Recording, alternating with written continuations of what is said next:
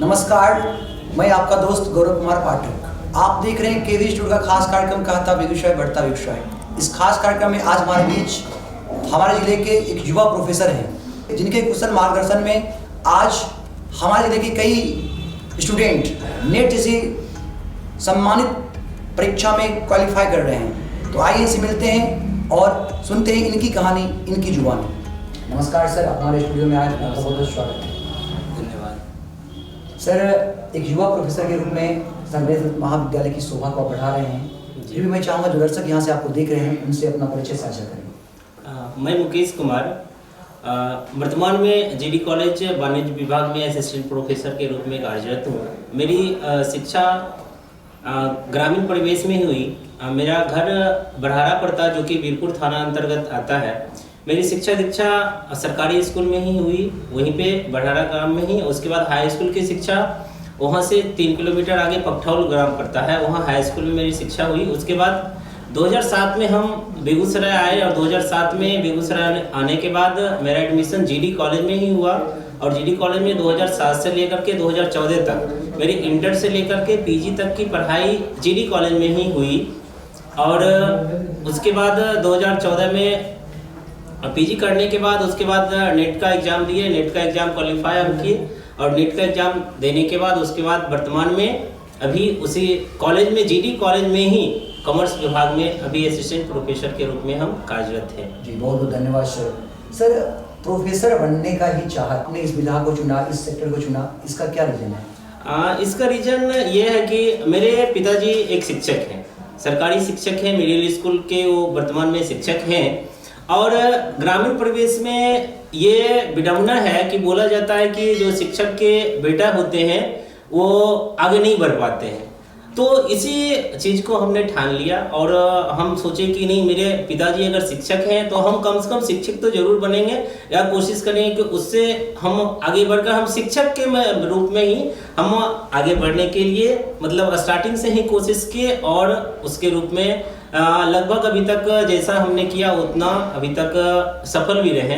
आपको मैं बता दूं कि हम जिस कोचिंग में 10th तक में पढ़े उसी कोचिंग में हम पढ़ाई भी थे, जिस कोचिंग में हम पढ़े उसमें पढ़ाए। उसके बाद 11th 12th भी मतलब कॉमर्स हम जब लिए तो कॉमर्स लेने के बाद जिस कोचिंग में हमने कॉमर्स पढ़ा उस कोचिंग में फिर हमने 9 साल तक शिक्षा दिया उसी कोचिंग में। 2009 में मेरी इंटर की एग्ज़ाम हम पास किए और 2010 से हम उसी कोचिंग में हम पढ़ाने लगे। और उसके बाद फिर जब 2019 में मेरा जॉब लगा जीडी कॉलेज में, तो उसके बाद जॉब लगने के बाद वो कोचिंग हम छोड़ दिए। उसके बाद अपना एक नेट का एक स्पेशल क्लास, हम सिर्फ नेट वालों के लिए क्लास के लिए एक स्पेशल कोचिंग हम खोले और उसमें हम बच्चे को गाइड कर रहे हैं। आपके संस्थान का क्या नाम है, कहाँ पे? मेरे संस्थान का नाम अभी तो ज़्यादा उतना हम प्रचार प्रसार उसका कुछ भी नहीं किए, ना मेरा अपना क्लासरूम भी नहीं है। हम दूसरे दोस्त के क्लासरूम में मांग करके उसमें चर्चा में इसलिए पूछा क्योंकि इस बार आपके जो परीक्षा इस बार जो नेट का परिणाम आया है उसमें कई ऐसे छात्र हैं जो आपके मार्गदर्शन से सफलता पाए, इसलिए मैंने पूछा। तो मेरे कोचिंग का नाम है कॉमर्स एकेडमी। कॉमर्स एकेडमी है मेरी कोचिंग का नाम, जो कि मीरगंज में पड़ता है।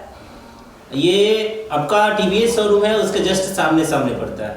वहाँ पे हम पढ़ाते हैं। वहाँ मेरे 3-4 दोस्त पहले से पढ़ा रहे हैं, तो वर्तमान में हम उसी के जो टाइम खाली रहता था, जिनका क्लास खाली रहता था, उस क्लास में हम पढ़ा देते थे बच्चों को। सर, जो नेट के छात्र जो भी यहाँ से देख पा रहे हैं, युवा जो चाहते हो कि हम इस फील्ड में आए, उन्हें एज ए मार्गदर्शक, as a teacher, as a professor क्या सलाह देना चाहेंगे?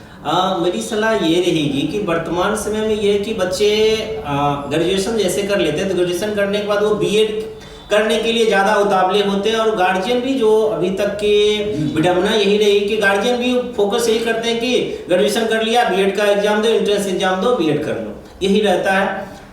और बच्चे भी धराधर उसमें। और यहाँ बेगूसराय जैसे ज़िले में खासतौर पे ये स्थिति है कि यहाँ बच्चे को अभी तक पता नहीं है कि नेट जेआरएफ होता क्या है। बहुत सारे बच्चे को पता नहीं है।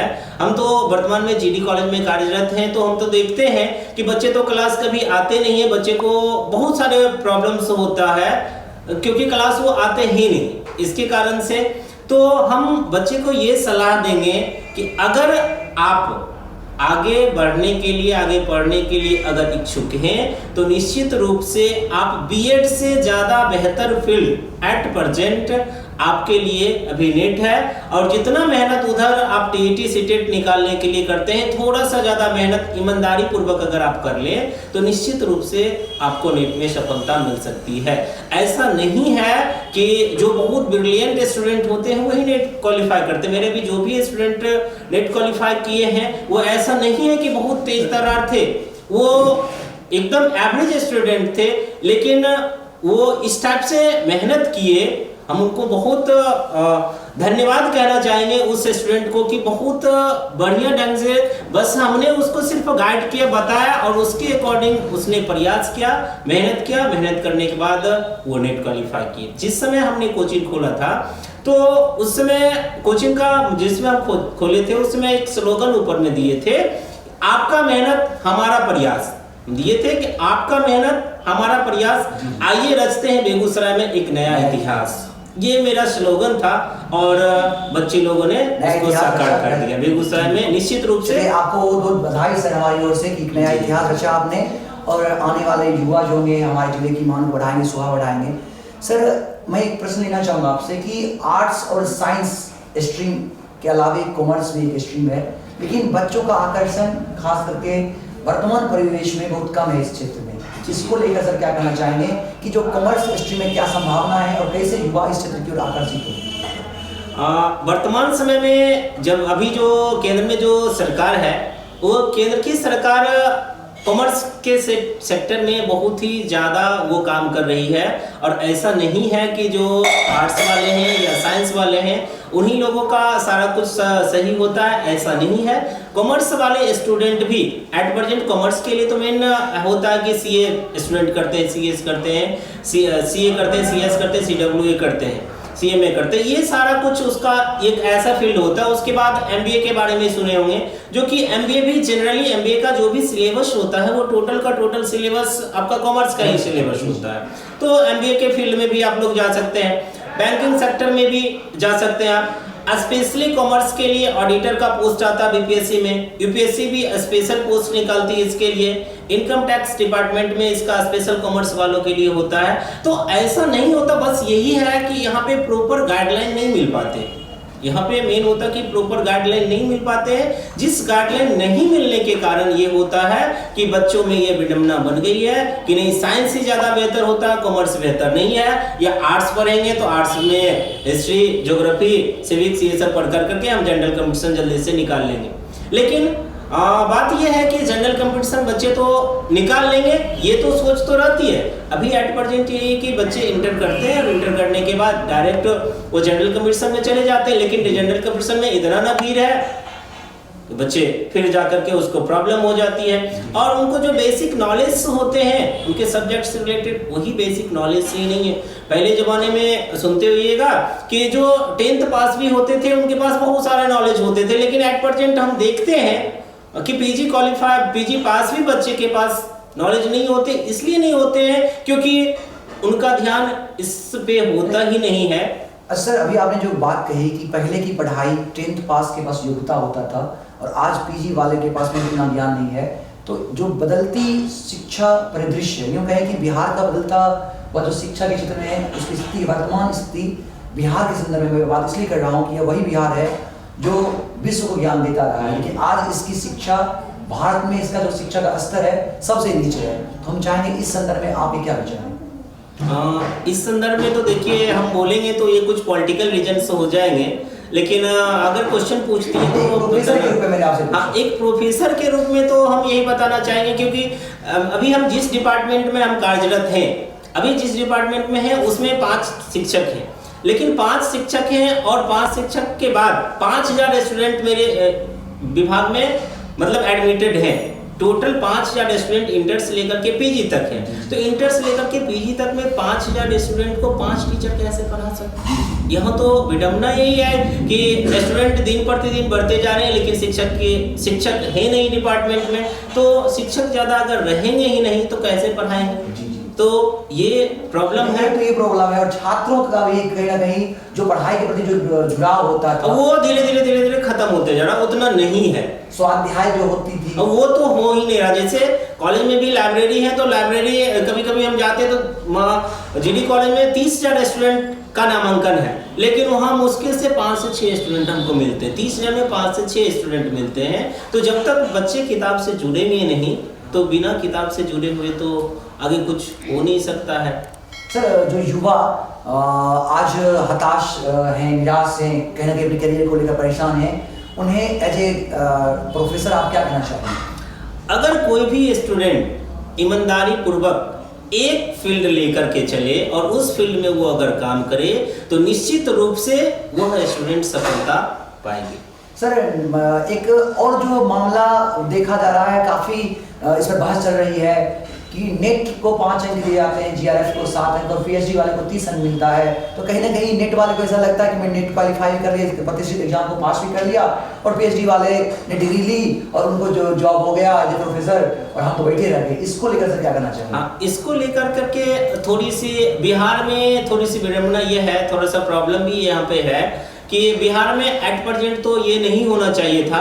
जैसे ये रूल बना है यूजीसी का, और यूजीसी का रूल जनरली सेंट्रल गवर्नमेंट में पहले अप्लाई होती है, और उसमें अभी भी रूल यही है कि उसमें जो भी स्टूडेंट एडमिशन जो होता है, जनरली जो नेट वाले होते हैं, 2021 जुलाई से रूल आ गया है कि उसी स्टूडेंट का पीएचडी में एडमिशन होगा कि जिसका नेट होगा। विदाउट नेट वाले का 2021 के बाद से एडमिशन, 21 जुलाई के बाद से उसका एडमिशन नहीं होगा। ये सेंट्रल यूनिवर्सिटी का आ गया, तो और उसी के द्वारा वो बनाया गया है। तो जैसे सेंट्रल यूनिवर्सिटी में जितने भी बोर्ड्स होते हैं वो ये बनाते हैं, नियम बनाते हैं, तो वो सारा सेंट्रल यूनिवर्सिटी को ही देख करके बनाते हैं, और वहाँ से पीएचडी करना रियल में बहुत टफ है। रियल में बहुत टफ है, ऐसा नहीं कि टफ नहीं है, नेट से बहुत ज़्यादा टफ है पीएचडी करना। लेकिन बिहार जैसे क्षेत्र में, बिहार जैसे राज्य में, यहाँ पे उतना ज़्यादा पीएचडी में रिसर्च करना, मतलब रिसर्च करते ही स्टूडेंट नहीं है, बिना रिसर्च किए हुए उनको डिग्री मिल जाती है। तो इसके कारण से यहाँ पे ये थोड़ा सा विवाद चल रहा है कि जो पीएचडी हो जाती है लेकिन वो डिग्री होता है रिसर्च के, वो होते नहीं है, और कहीं ना कहीं ये इससे गुणवत्ता प्रभावित होता है शिक्षा का। हाँ, निश्चित रूप से हो रही है। अभी कुछ रिसर्च होल्डर हैं जो कि रिसर्च करते हैं, लेकिन मैक्सिमम रिसर्च होल्डर जो है वो यहाँ पे रिसर्च नहीं करते। हाँ, बस खाना पूर्ति करते हैं। उनका जो गाइडर होता है, वो गाइडर अपना वो जो काम होता है वो अपना कर देते हैं, इनको नहीं करना। लेकिन अभी जो हम बता रहे थे, सेंट्रल यूनिवर्सिटी की बात कर रहे थे, तो सेंट्रल यूनिवर्सिटी में सारा कुछ थीसिस लिखना, उनका सिनॉप्सिस बनाना या जो भी फील्ड वर्क करना, टोटल स्टूडेंट कर करके देते हैं टीचर को, उसके बाद ही उनका सारा कुछ होता है। तो उनको 4 से 5 साल बहुत ही ज्यादा मेहनत लग जाता है पीएचडी करने में। जो भी सुन पा रहे हैं दर्शक, हमारे प्रशासन या जो भी सरकार के लोग इसे सुन पा रहे हैं, उनसे आप क्या अपील करना चाहेंगे इसके लिए? नेट वालों के लिए तो अपील यही करना चाहेंगे कि सरकार से अपील करना चाहेंगे कि निश्चित रूप से, खासतौर पे बिहार के लिए, बिहार की हम बात करते हैं, बिहार के लिए खासतौर पे ये अपील करना चाहेंगे हम सरकार से कि नेट वाले पे निश्चित रूप से एक बार ध्यान दिया जाए कि बिहार में जो वर्तमान स्थिति है, उस स्थिति में पीएचडी होल्डर से, मतलब कुछ यूनिवर्सिटी को छोड़ करके मैक्सिमम यूनिवर्सिटी के जो पीएचडी होल्डर हैं, उससे बेहतर जो नेट वाले स्टूडेंट हैं वो है। यानी कहीं ना कहीं दोनों का अंक वाला जो अंक हाँ, तो अंक मेरे अनुसार दोनों का, जैसे 30 अंक उसको दिया जा रहा है, 5 अंक इसको दिया जा रहा है और 7 उसको दिया जा रहा है। तो अगर वो सब कुछ सही रहा तो सरकार से हम अपील ये करना चाहेंगे कि दोनों को इक्वल, जब क्योंकि दूसरा स्टेट में ऐसा होता है कि जो नेट क्वालिफाई है या पीएचडी है तो उनको भी एलिजिबिलिटी यही माना जाता है, और उसके बाद फिर एक एग्जाम होता है, एग्जाम क्वालिफाई करने के बाद इंटरव्यू में क्वालिफाई करते हैं तो उनको, यानी कहीं ना कहीं जो अंतर बिहार में देखा जा रहा है ये अंतर ना हो। हाँ। सर, कॉलेज की स्थिति को लेकर मैं आपसे पूछना चाहूँगा, आपने भी कॉलेज में पढ़ाई की, उसी कॉलेज में आज सहायक प्रोफेसर के रूप में हैं, तो कॉलेज की बिगड़ती हुई हालात के लिए कौन जिम्मेवार है और कैसे कॉलेज में शैक्षणिक माहौल फिर से बनाया जाए?